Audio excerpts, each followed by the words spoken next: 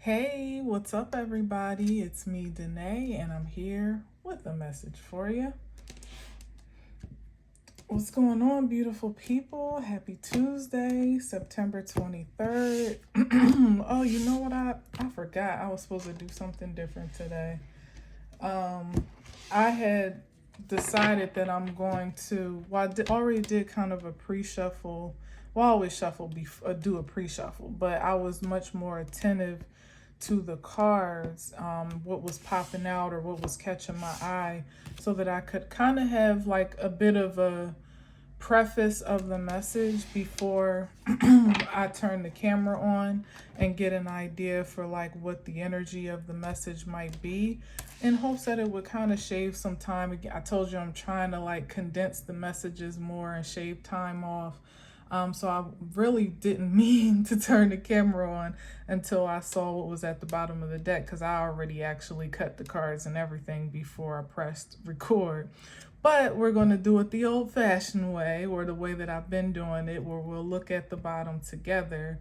But moving forward, when I start the reading, hopefully I remember, I'm going to have already looked at the bottom of the deck for kind of an overall. So you'll probably see that card turned over, and I'll probably already have a sense of what the overall message might be, just so you know that that's where things are headed in the future, in case you're confused. But if you're new here, hello and welcome.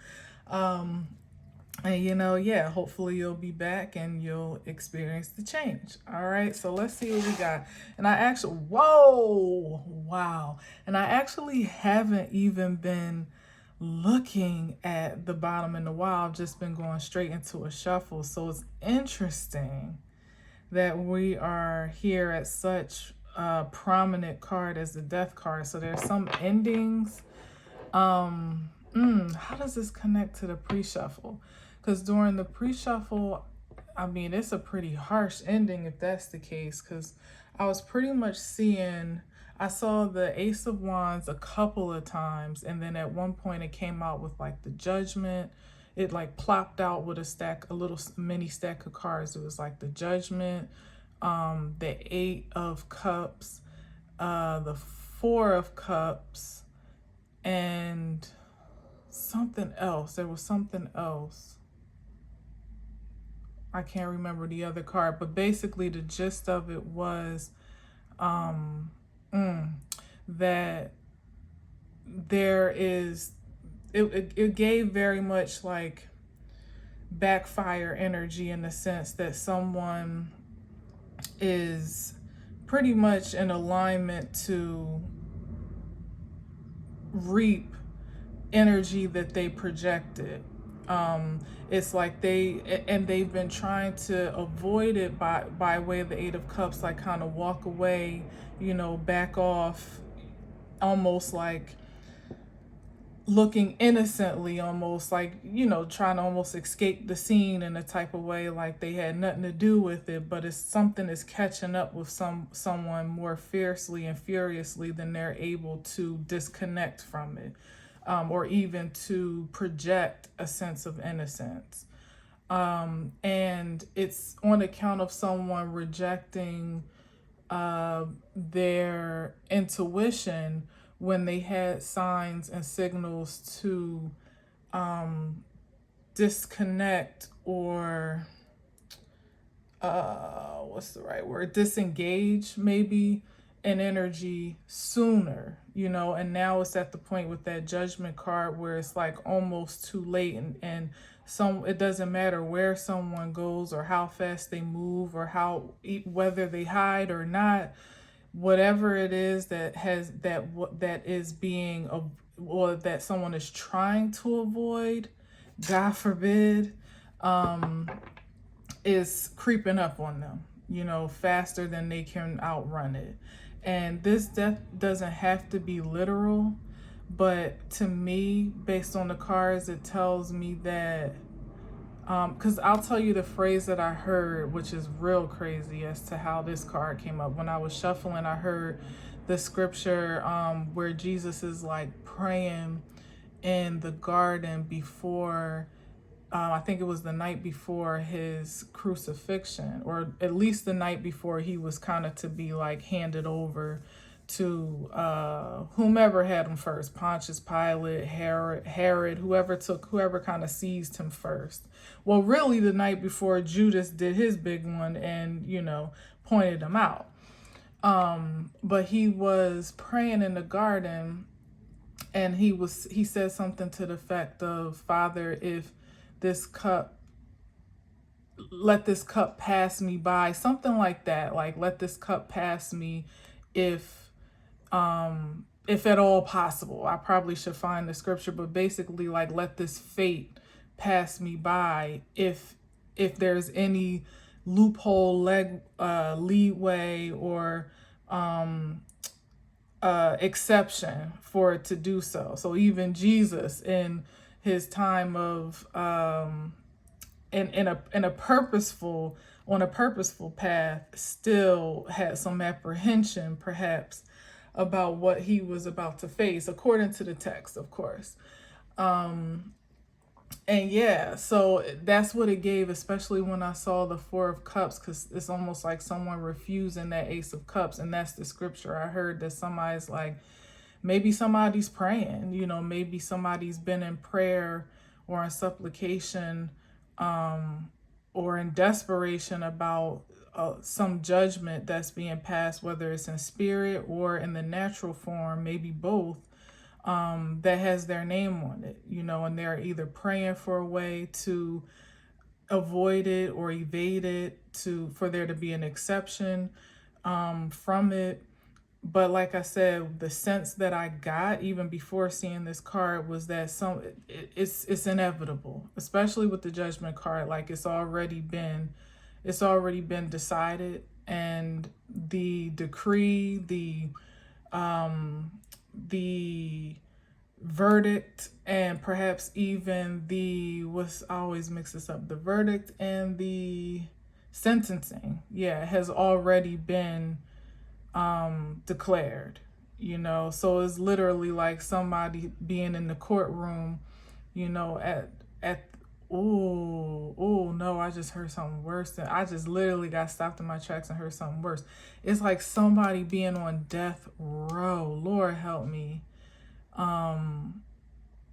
And because I heard the ninth hour when I was about to finish my previous statement. I'm like, well, why would you be in the ninth hour in the courtroom? It is what it is at that point.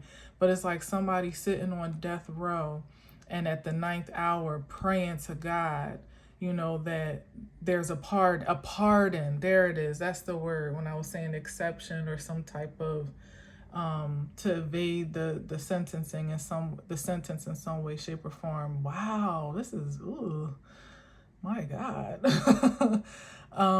It doesn't have to be literal. It absolutely does not. But it's really interesting that it's coming out like this. But it could be the severity of the inevitability, as my phone goes off at 6:19.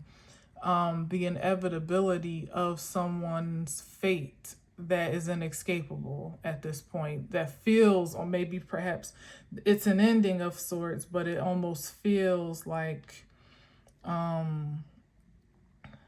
it feels, what's the right word, like it feels heavy to someone. So I don't think I finished the state. Well, I kind of did. I think you get the point. As someone sitting on death row hoping to get that phone call at the final hour to say, like how when the warden or the guard will call at that last moment, as far as what you see in movies. Of course, I've never been to such a thing, but you see them put that phone call through to check in one last time before they start pushing the button or hitting the switch or whatever it is that they do.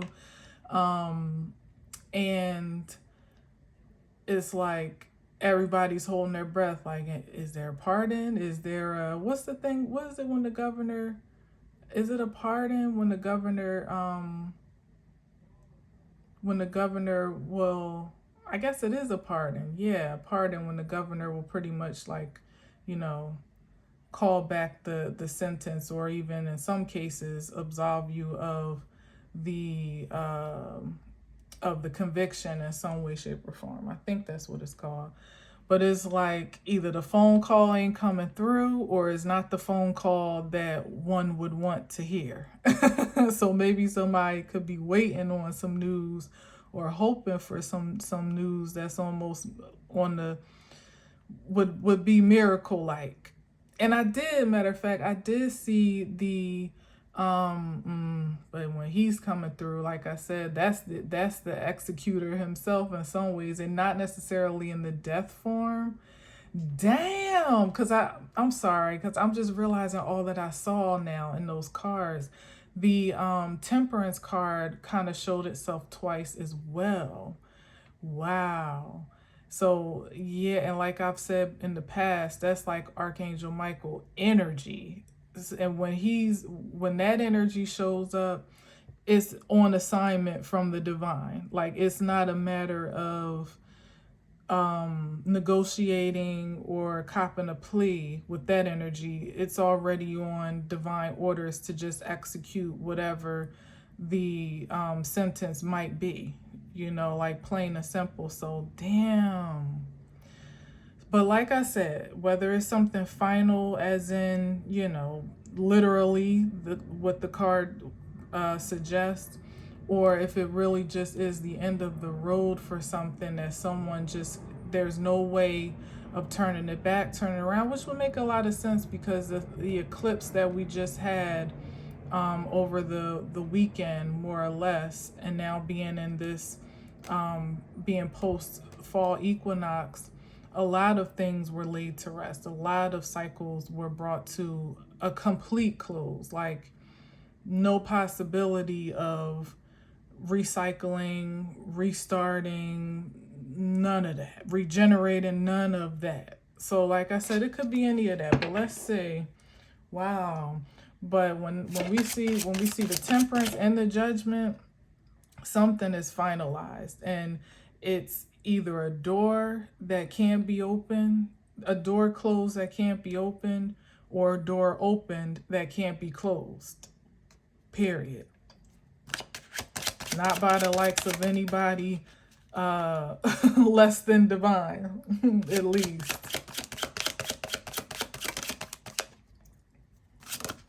Oh, what was that?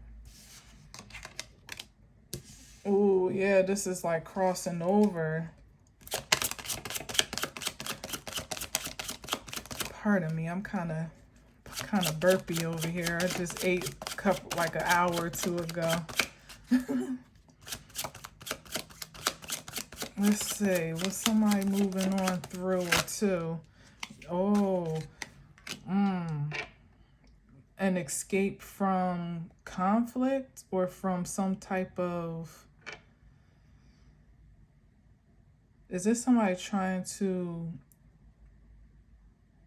getting stopped in their tracks from trying to make some type of getaway or escape? Like I said, I saw that Eight of Cups where somebody was definitely trying to, like, almost trying to peacefully, I want to say sneak out the back door, but it's not maybe it's not a sneak, but they're just trying to quietly see themselves out. You know what I mean? Like, they don't want to draw too much attention. It's like coming to an event to show your face, but when you want to kind of leave, when it's time to leave, you don't even really want to even say bye to the host or say bye to anybody, because you don't want to have to go through the whole, the formalities of the so long or the see you laters. You just kind of want to disappear. Interesting. What is that about?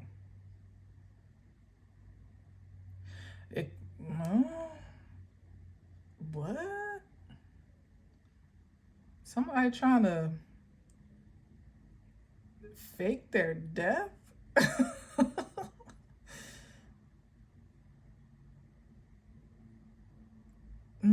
Interesting. Or they're trying to forge a disappearing act. That's, if nothing else, and it could be to avoid having to confront some type of conflict that they're leaving in their wake. They're trying to move on to some type of peaceful resolution or destination. But like I said, it's like the Five of Swords is stopping somebody right in their tracks. So even if and it's a regression at that, because this is the 6 back down to the 5. So if somebody's trying to get ahead or trying to get out or trying to escape, and at every turn they're finding their back up against the wall. And I just heard up Shit's Creek with no paddle. What? Hold on.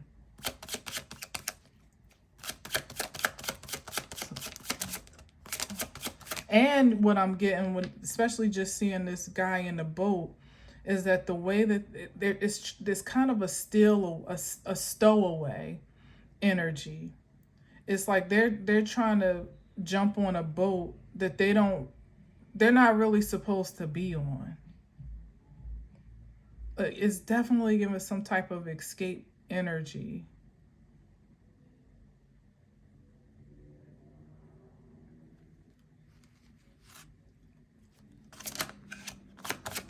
Yeah, stowaway. Like somebody's trying to steal away. Steal away, steal away, steal away, steal away, home, steal away, steal away. Haven't got long to stay here. Ooh, and then we heard it was a lot of rapture talk over the past week of the folks that pretty much believed today was going to be the rapture. And hey, I wasn't making fun of them, but some of the commentary, was kind of funny in a sense, but you never know. You could never know. But the way that I see the rapture happening in my mind's eye, I don't even think they were preparing for the right thing. So, it is what it is. But as the text says, no man knows the day or the hour or the how to. What we see in the Bible is a lot of symbolism that we take literally, but in actuality, if you ask me, it's already starting to take place in a way. And I think what is going to be the twinkling of an eye aspect of the experience is that people are not privy to the true signs of what it means to have been raptured and more or less to have ascended to some new to a higher consciousness. And there are some that are already more or less in that progress or in that process, and there are some that don't have a clue about what that is, how to engage it or how to integrate with it. And to me, the twinkling of an eye aspect is really when folks look up and look at one day and look around and realize that they're living in a reality that's much different than either what they ultimately had truly desired to have for themselves idealistically, and are able to suddenly see that others are living in a reality almost adjacent, or I guess I should say more parallel to their own, that looks completely different, and in some ways that looks more ideal. It's like looking up and realizing your neighbor is living a good life, and it's like, damn, when did so and so come up? When did they get this, or when did they get that, or how'd they start living? So it's like in a primitive way. That's how I see it. Where you look up and you realize your neighbor is like living their best life, and you never really thought that they were on a trajectory for that type of life, but all of a sudden it's right there plain as day in your face that what you got going on or what somebody else or what another reality may be parallel to yours is just not the same, and I think that disparity in consciousness is already taking place. So this moment in the sky per se, I can't say for sure, of course, but this moment in the sky per se, where people are looking to literally be lifted out of their body, I don't think it's quite how it's literally mapped out. I think it's more of a spiritual ascension that that you wouldn't be able to really see with the naked eye, especially if that's not something that you're consciously preparing for or pursuing, you know. So for those that are not, or think that they are pursuing it one way, which in the Bible there's a scripture that says something about a way that seems right. There's a way that seems right that more or less is wrong. Pretty much is I don't know exactly how it goes, but there's a way that the divine text and languages and messages and revelations are interpreted that seems black and white, cut and dry. You know, some of your most prominent theologians would say in a certain way, and, you know, stake their life on it, you know, stake their religion on it. And they would feel right to see it that way, and there's a possibility that even they could be misguided or wrong, you know, or miseducated in some way. So, you know, like I said, anyway, there was a lot of talk about the whole rapture situation and people kind of preparing for it, which almost seemed comical in a lot of ways.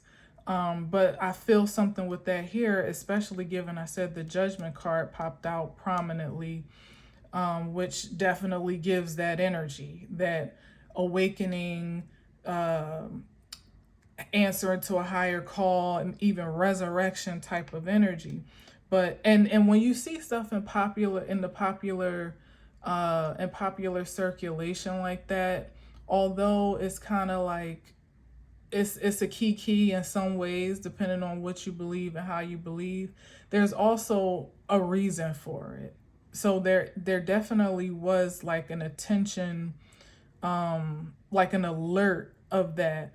But if you don't really have the discernment to kind of engage what that really means, then you would take it quite literally and start, you know, like I heard people were doing, selling your belongings and you know, selling your house, your car, like, and then it's like, well, what you selling all this stuff for? Just leave it. Somebody will come collect it, you know, like, what if you really think that the Lord is coming to get you tomorrow, today, as it stands, then what the heck is you selling stuff for? Just, does anything that it's almost like it's so ironic, because it's like, what, selling it for what? To have the money? To take where? You know, like, it's just so contradictory when you think about it. But there's always a reason why certain things are brought to our attention. Even if it's a projection, it still does allow for a different consideration of creation, perhaps in an even deeper sense, you know, for those that are open for it. But anyways, like I said, somebody's trying to find a way to cross over, maybe like a last ditch effort, which at this point is pretty much a wrap if that's the case. Because if today was the great day, then, you know, imagine somebody trying to find a way to jump on somebody's ship, literally, or somebody's boat to cross over to whatever this paradise or promised land type of frequency is. And they don't have the proper paperwork. They don't have the identification. They don't have the clearance. They don't have the passport. Like, there's something here. And this could even be like the guarding of that gate here. Oh, this is interesting. Hold up. Let me get some more in here, because I'm just running with it. Let me see. Yeah. It's like, how are they trying to... It's like somebody stowing away in someone else's energy. So this, in a very mystical way, could be like, what are they doing? Like,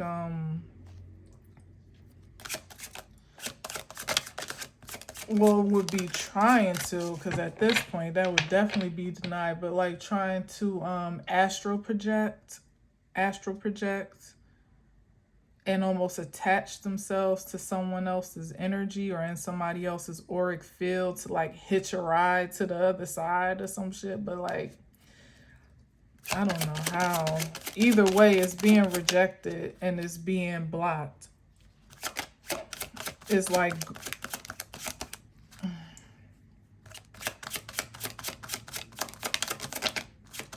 You know what's interesting? I don't know how this all applies, but with the Five of Swords is giving me that like some type of security measures that someone may have put in place or may be responsible for having in place to keep others out, or to keep people that rightfully have clearance to trans is it what would we be doing to transport a certain way or through a certain frequency.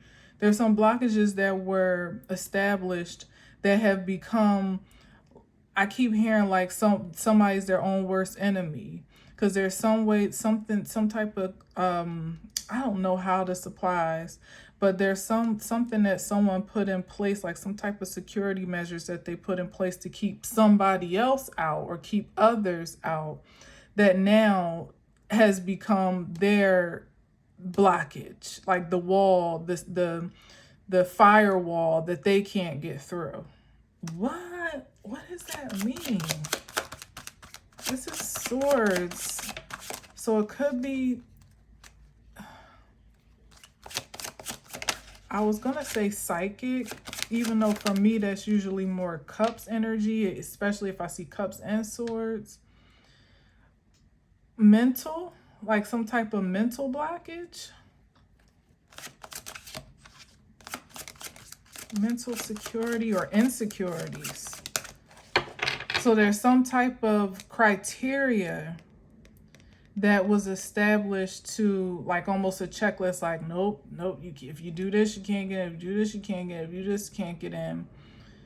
But now someone else has become like not a victim, but what's the word that I just heard? Almost a prisoner, back to that concept, like a prisoner of these same strongholds or these same objections.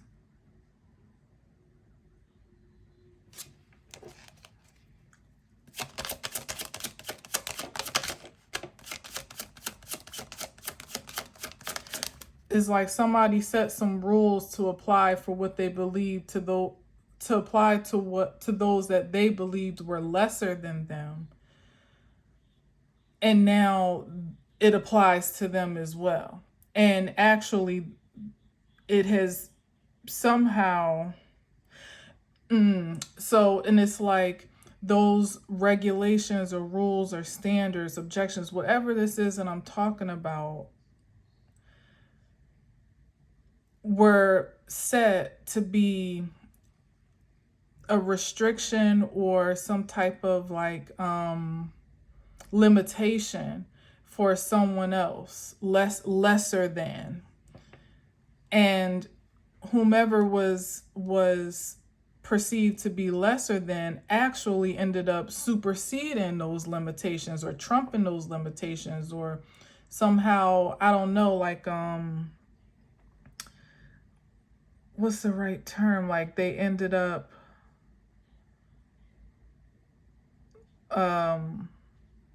overcoming overcoming those limitations. Okay, I hear it now.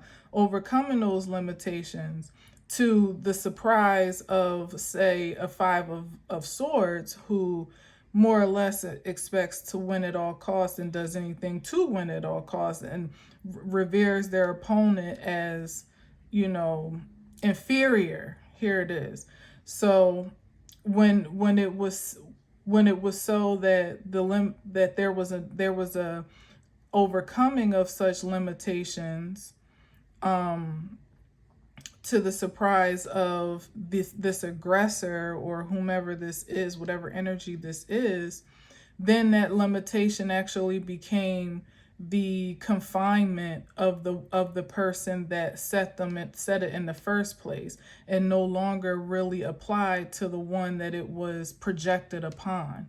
Because the ones that it's projected upon here, this is their boat. They are rightfully these two energies here.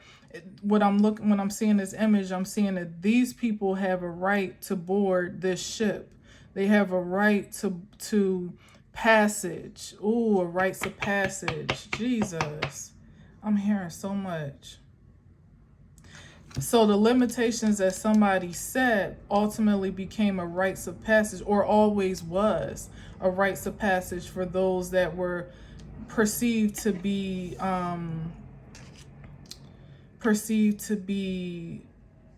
held in contempt by it. And so where does that lead the captor, but bound to the game that they were playing, or bound to the war that they started, or whatever? Because this is definitely an escape for anyone that has the right to this transportation. But like I said, it's like them getting all the way across to the shore of whatever this place of safety and security may be, only for the guards to be checking credentials, like to confirm who actually belongs in this place and who doesn't. And here it is, back to the rapture, and the way that I see it is, like I said, it's like people waking up all of a sudden and realizing, like, oh no, like I don't want to be here, I want to be over there. And then they try to hurry up and scramble and gather all your things and sell all your belongings. And you're trying to make all the sacrifices known to man now to jump ship.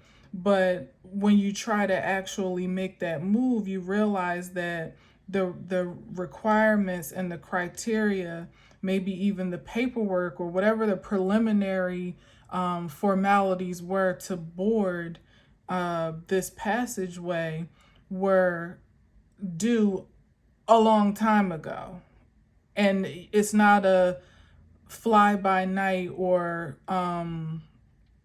it's not a last minute ditch effort type of transportation. You would have had to plan in advance, or to have gathered your paperwork, your passport and such in advance, in order to actually be eligible to pass through, or eligible, or to be granted access or entry, or whatever this is, and then it's like, well, oh man, wow, I don't even know.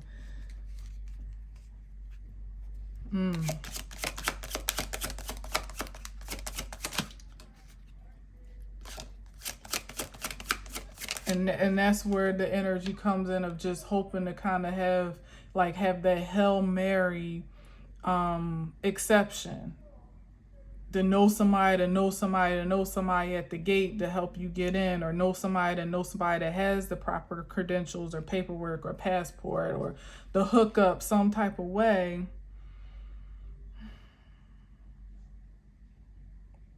so that they can transport through this passageway.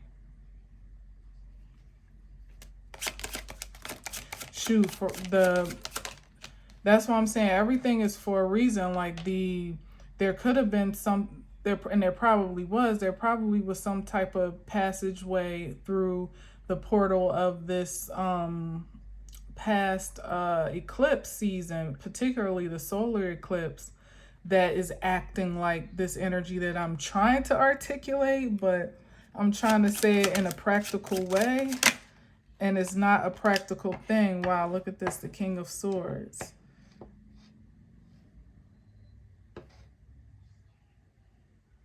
Yeah, what's up with the King of Swords though?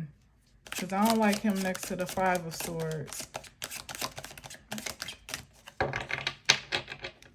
Or is this the guard on the other side of the shore? Wow, look at this. Yeah, that's what I said. Like, I don't like that energy next to the Five of Swords. Yeah, it's a conflicted energy on both sides. Ooh. So it's like, this is someone presenting themselves to be upright, like they belong, like the King of Swords, he would really be revered as a trustworthy, honest, straightforward, honorable energy. it's the sword of truth that he's wielding, allegedly, but surrounded by all of this conflict. It's like somebody is may have done a good job of putting their best foot forward, or their best presentation, maybe even their best persona forward of what an honorable person looks like in the form of the King of Swords, somebody that is trustworthy ultimately. But this is conflict behind them, and this is conflict ahead of them. So it's like no matter where they go, and the tower's here, no matter where they go, this is the energy. And remember, I said earlier, somebody's having a hard time like outrunning their fate. They're doing their best. They've done their darndest in their big one to avoid it. But the tower, like, you can't avoid the tower when it's fated by the universe. And the more that you try to, the worse it is. The worse destruction you meet when you try to actually avoid what the universe is directing you to, or you try to breach a security or a standard that is divinely established by your own merit and by your own it's like somebody saying, no, this is how it's going to be, your own admission, or your own, what am I looking for here, your own determination, I guess, perhaps. It just becomes worse, because it right here is mental. It's a mental block. It's a mental conflict. Here is getting physical. So like somebody could push the boundaries and push the limit to, is like literally getting to the other side. Even say, like I said, maybe even tricking the guards. Having some type of fake credentials or a phony passport or something, but their energy signature is not aligned for wherever it is that they are trying to fit themselves into. So it's still like they're in a foreign land, like in a foreign territory. It's like the land still rejects them with the tower here. No matter what they do, it's like, practically speaking, now I don't know if this really rings true, but it just feels right, so I'm gonna say it. It's like, practically speaking, going to another country, and let's say even America. I can imagine how it is with foreigners, or at least now, maybe not so much before, but now. Let's say you make it past all the red tape to actually get in here. The system, especially now, more than ever before, even with the assistances that are set up and, things like that, that even some citizens envy, certain public assistances, especially from the last administration, is still such a conflict of comfort to what is natural to you to get settled in here. When you're coming from one country that you're used to things being one way, to this country, and it's like, it literally is a foreign land. You have to learn the language, the customs, how to get around, how to support yourself. God forbid if you don't actually have a family foundation that's already here and you're kind of going at it your own, which most people have some type of connection when they get here to stabilize their transition, but some people don't, and it's like, if you don't, it's even harder, not really knowing where to go, where to start. Imagine not speaking the language, not knowing anybody, not knowing even where the first place to go to get some help or assistance. You don't have any, I'm talking about someone that you might have found your way over here, maybe on a visa, or maybe not, maybe you snuck into the country, whatever. But either way, there are certain limitations on you that even if you came over here and wanted to work your fingers to the bone, it's still a challenge to do so, and then certainly a challenge to make a wage that is a living wage, you know what I mean, something that you can actually support yourself on in a healthy way.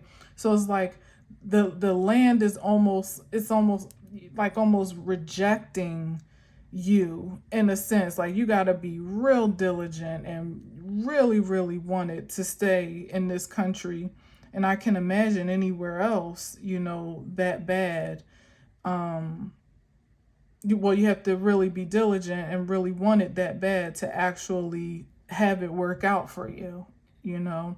So this is somebody that wanted it bad enough or wants it bad enough, but still the land does not embrace them. They are not embraced by this place because they're not supposed to be here. They're not supposed to be here. And if you snuck into this place, now I'm not talking about United States anymore. I'm talking about this energy here. If you snuck into whatever this promised land or this, ideal life is without the proper clearance to do so, is like no matter how someone may try to make themselves at home, they will always feel dejected and may actually be dejected. This could be literally an ejection from the land itself with the tower card, but they'll always feel this sense of dejection because they are an intruder. They're an intruder. Damn. What? Let me get one more. An intruder. It's like, spiritually speaking or religiously speaking, somebody trying to break into heaven. Like at the gate, like, hey, yo, Paul, hey, Jesus in there? Tell him, yeah. He know me. Tell him I'm outside. Yeah. And Paul looking like, or whomever, let's just say Archangel Michael is at the gate, or Gabriel, like, Gabriel, yo, what's up, boy? It's me. Stop playing, man. You know me, man. You remember me, man. Stop it. Gabriel, like, no. I mean, I kind of remember you, but like, what brings you to town?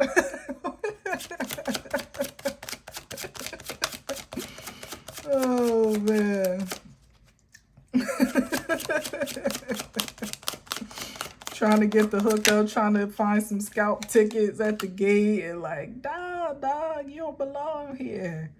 You ain't got no tickets, no entry. That is funny to me. You gotta go all the way back to Earth, or back, yes, to get, to the box office, to get some official tickets. And here's the part that I didn't say because I forgot. I saw this too. It's like somebody rejected a gift or an offer because they didn't like the strings that were attached to it as well. That's the other thing that I saw. Like there was an opportunity, a good one at that, but somebody looked at it like strangely. They saw it as inferior, like they didn't see it as something that was valuable, and they felt like there were too many strings attached to receive the gift. From their perspective, they wanted to pretty much figure out a shortcut, like, or how to get it for less. That's what it was. Like, that's how much it costs to get that? Like, oh no, man, I could get that cheaper, or I could get it faster, or whatever the case. They thought they had some discounted rate or way to achieve the same results, only to find out, like, you still gotta go through the original, oh wow, the original distributor of whatever this opportunity or whatever this energy was, because it was the Ace of Wands that I was getting this from. And somebody having a rejection, rejecting it. And it's finding out that this access to power or energy or authority or creativity that you thought you had the hookup on, you actually really didn't, and what the authentic one that you passed up on, that you thought was like too rich for your blood or too high or whatever the case may be, it would have required too much to really get that in the end. Somebody went for a knockoff or thought that what they could do at a cheaper rate or at, with the hookup was going to be just like the original thing, just like the real thing, if not better, at a cheaper rate or at a cheaper price. And in this case, a cheaper rate or price could even be, achieving it faster or having to do less to obtain it, whatever the case may be. That speaks to this energy as well, because, at the end of the day, it's like getting to the end of the process with the knockoff or with the thing that you thought was the real McCoy, and realizing that you got to go all the way back, as I said, to the box office or to the manufacturer or the distributor or whomever, however you want to look at it. I think I like manufacturer the best. And still go through all the steps and all the process that you had the opportunity to do before then. Now you still got to do all that, and you might or might not get the goal or get the the prize or the opportunity. You might not even be able to reclaim it at the same value that it was when it was originally offered, if at all. You know what I mean? Like, so again, it's just like, damn, somebody thinking they were outsmarting the system or maybe even bigger than the system, as they say, only to find out that not at all. Nobody was. Six of Pentacles. We all are, citizens of the same process, more or less. 1 minute you could be up, next minute you could be down.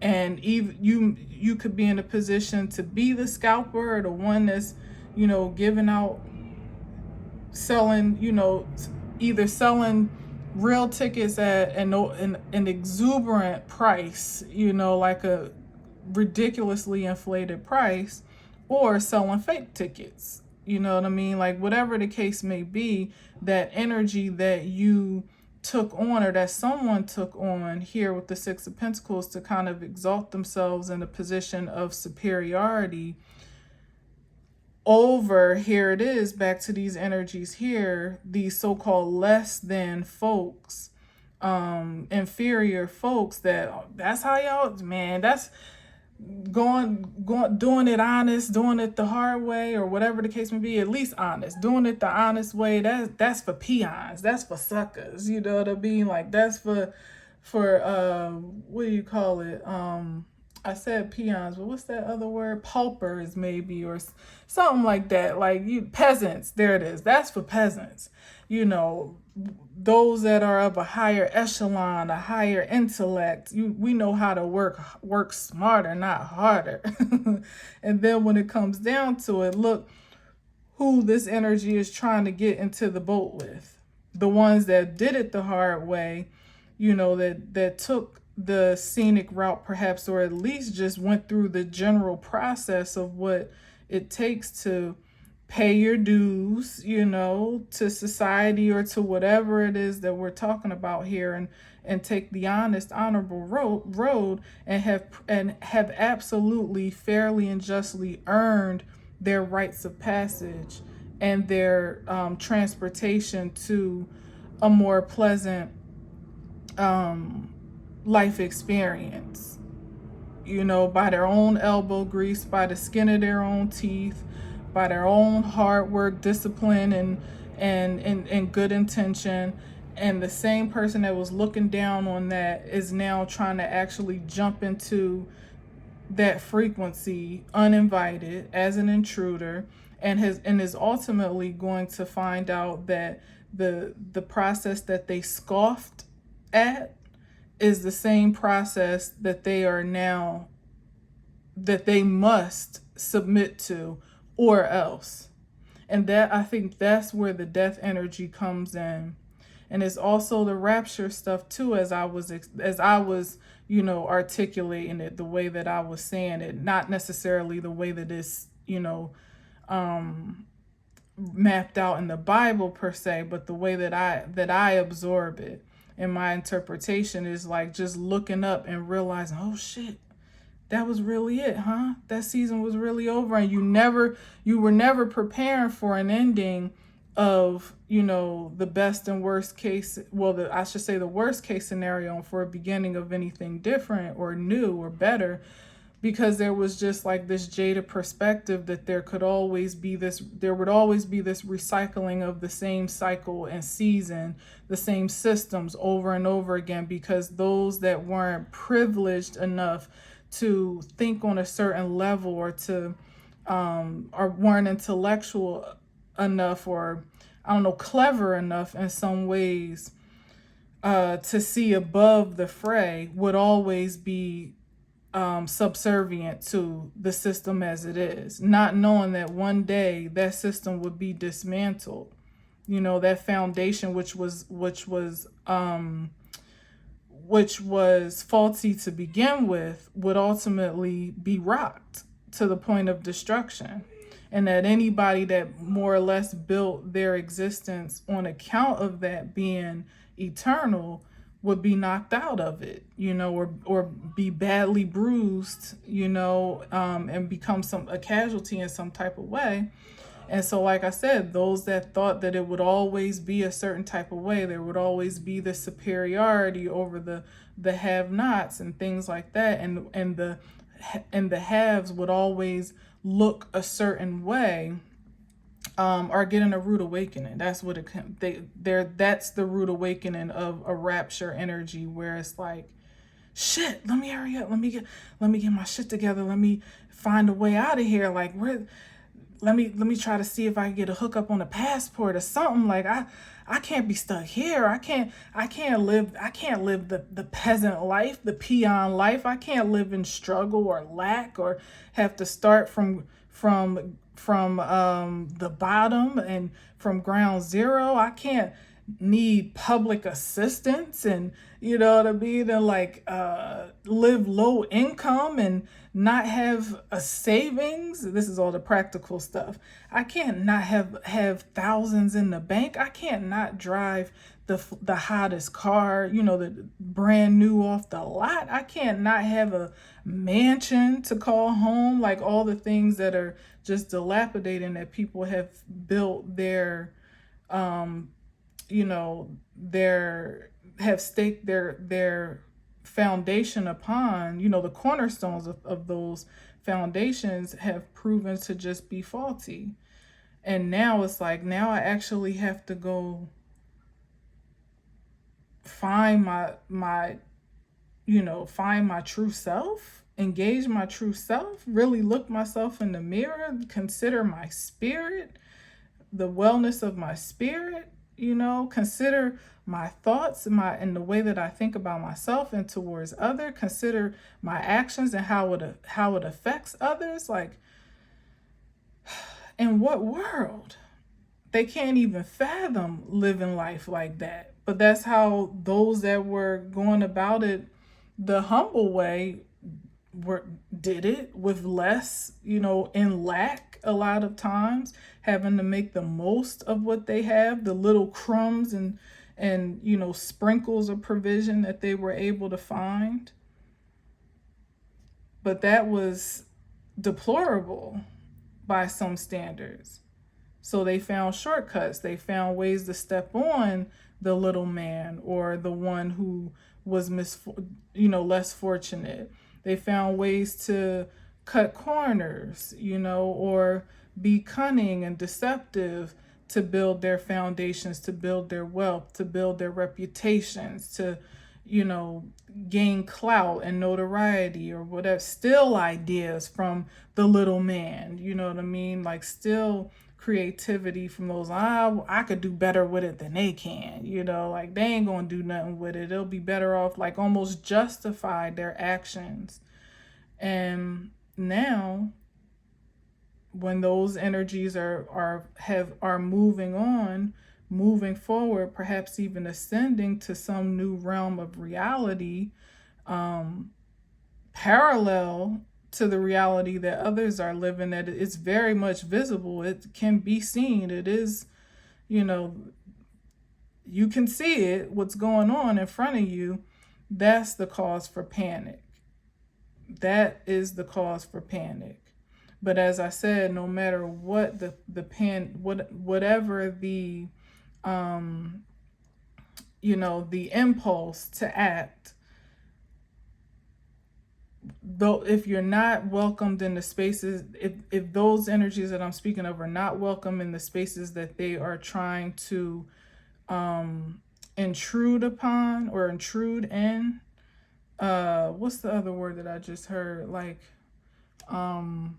invade. Oh, wow. That they're trying to invade, they're going to be spit out.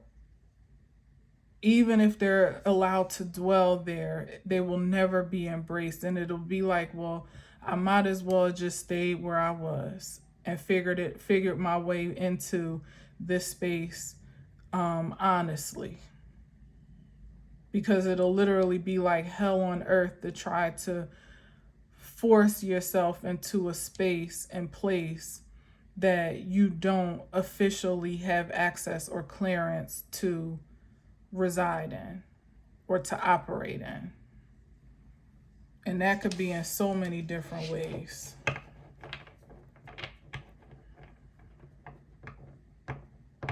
And this is also like the transference of energy, like that that flip-flop of power, that's happening.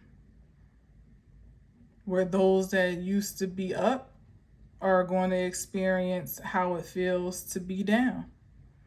That the last shall be first type of energy. And those that were down are now going to experience a life of privilege or positions of privilege. It's just literally with these scales here, it's just rebalancing the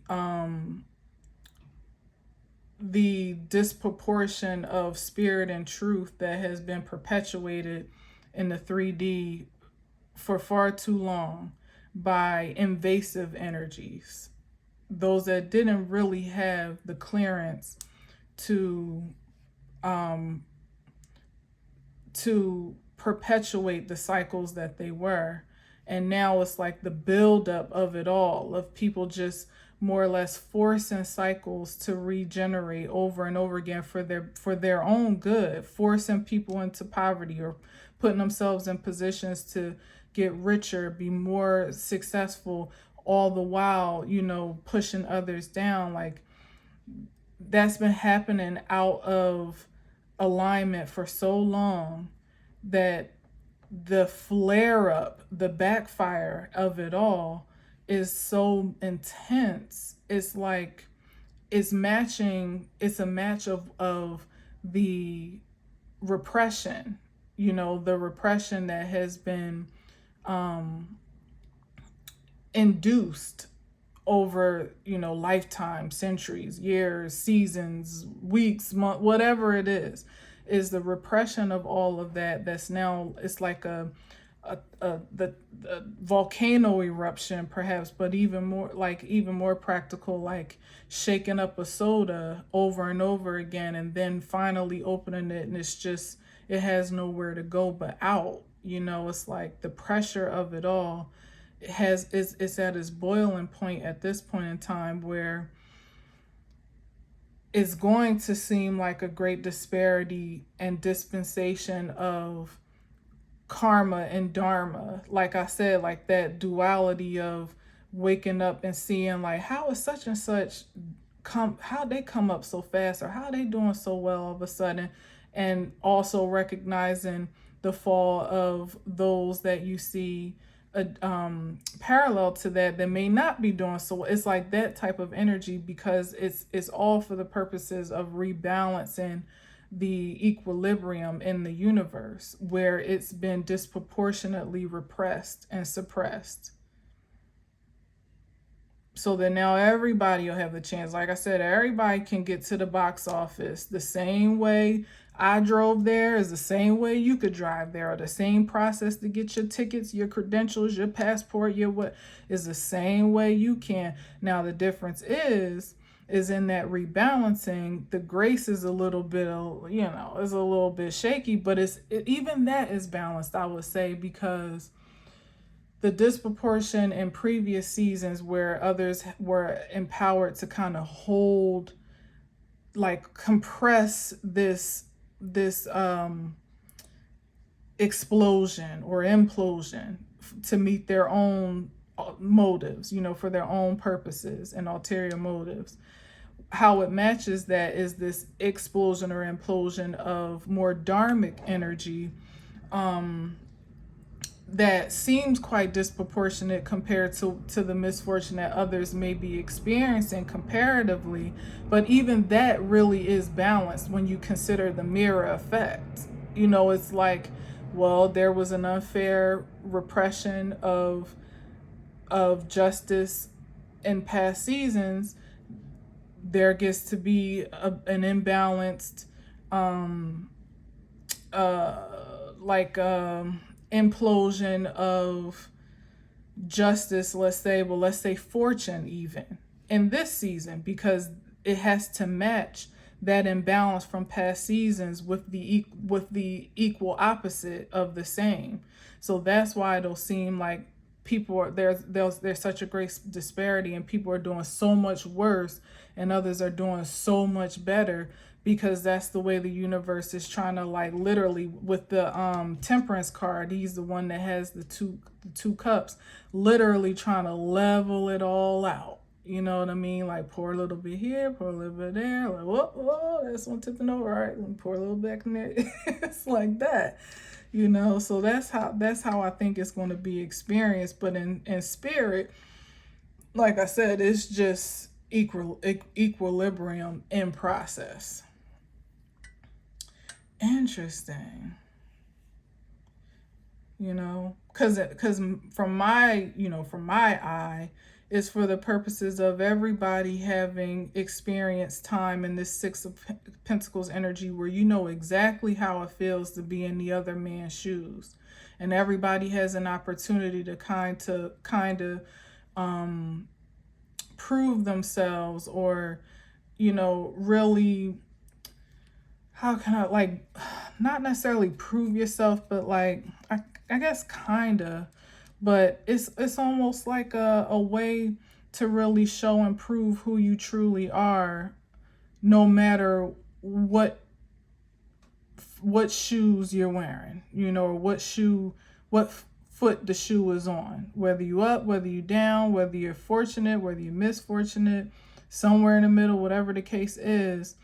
Everybody gets a shot to feel this energy, so you know how it feels. And hopefully, in my mind, it's for the purposes of conditioning us all to be more graceful toward one another and for humanity and creation overall, so that you don't take anybody for granted, especially because you have no experience or no relatability to what they may be experiencing, or even for those that do have experience and may sometimes act out of resentment for the experience they had, like when you were poor and nobody really gave you a helping hand. Now you want to act out against, act up because you got it now, like stuff like that is really healing ultimately, and bringing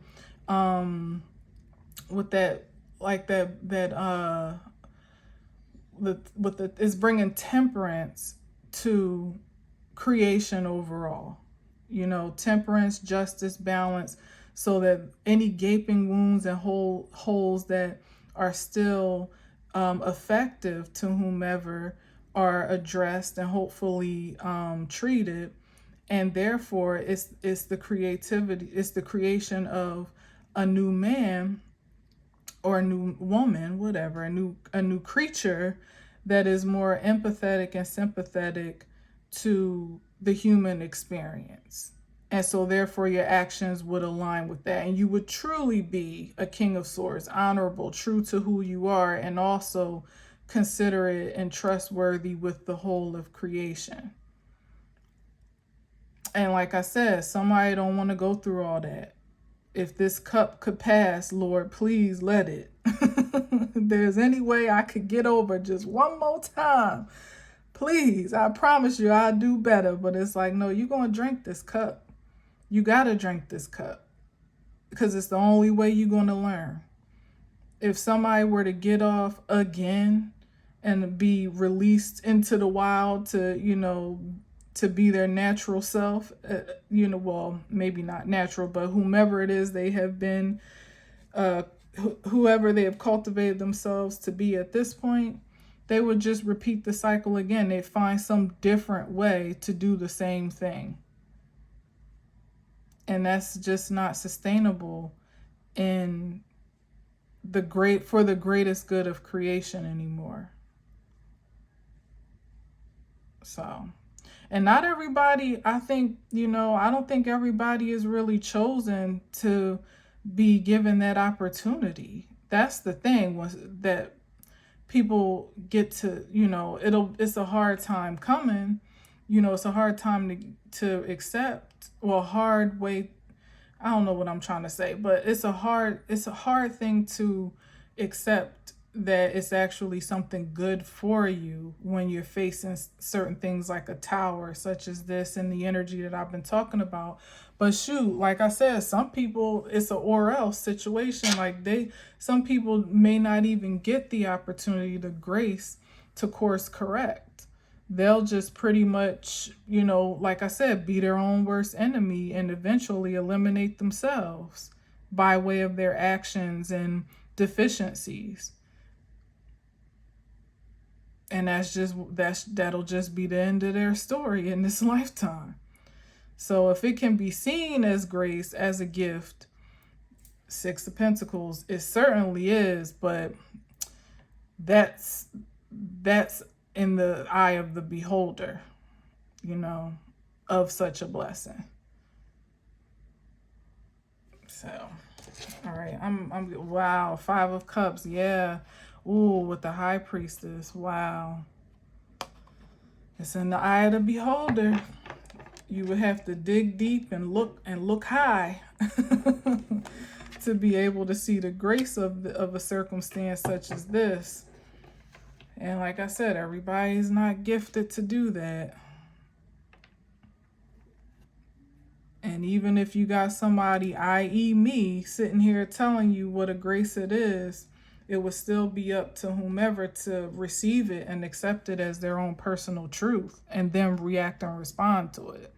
This is somebody still seeing the milk that they spilled, all the things that went wrong with their plan and how they should have did that. They could have did this. They wish they would have did that better.